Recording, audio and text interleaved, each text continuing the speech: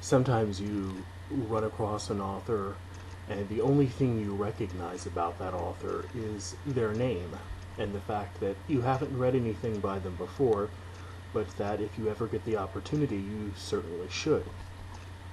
About 6 months ago, I was at a library book sale here in San Antonio, and I ran across this book by Athol Fugard, a play by Athol Fugard, The Road to Mecca. Um, Athol Fugard is probably best known for a play called Master Harold and the Boys, and almost totally known for writing for the stage. I'd never heard of this play before, but I knew his name, so I picked it up.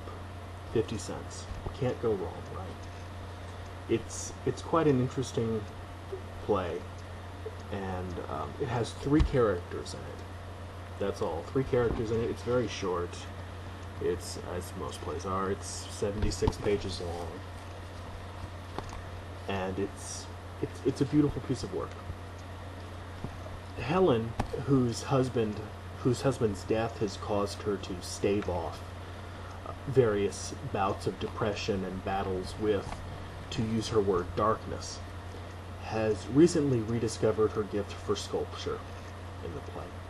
Her backyard, which Helen calls her Mecca, which is where the title comes from, is full of bright, life-sized figures of biblical wise men, birds, and anything else her imagination encourages her to make with her hands. One of Helen's only remaining friends, Elsa, pays her a surprise visit from Cape Town. And during their discussion, Helen mentions that the dominee at her local church, by the name of Bielveld, has taken it upon himself to suggest to her that she should consider moving into a convalescent home. Bielveld claims to express concern for the church, sort of this patriarchal concern for the church, but also for others in New Bethesda, which is the town where they live, who think that Helen has become a bit of a mad, eccentric woman, sort of that stereotypical artist who is tottering on senility. Even though Helen is unable to do some things for herself because of her age, she has a local woman come to her house a few times a week and seems very capable of living alone otherwise. Elsa vehemently urges Helen to resist Bielveld's help and to refuse his offer. But Bielveld has gone so far as to even filling out the paperwork for her for the convalescent home, and all he needs is her signature, and then everything is done. Like I said, there are only 3 people in the play, and I've already mentioned them all. But the balance and the dynamism and the tension and how they play off one another is really beautiful and subtle. While Bielveld could easily come off as the patriarchal and overbearing church official, Fugard leaves plenty of room for the reader to believe that he's really doing what he thinks is in Helen's best interests, even though we're not to mistake his interruption as anything other than heavy-handedness. In a number of ways, Elsa is actually more of a caricature, with her youthful idealism and cosmopolitanism and her vigorous rejection of Afrikaner tradition. As all great drama does, this resonates on a number of levels. It's a comment on aging, and how sometimes we see aging as a necessary loss of personal volition and independence.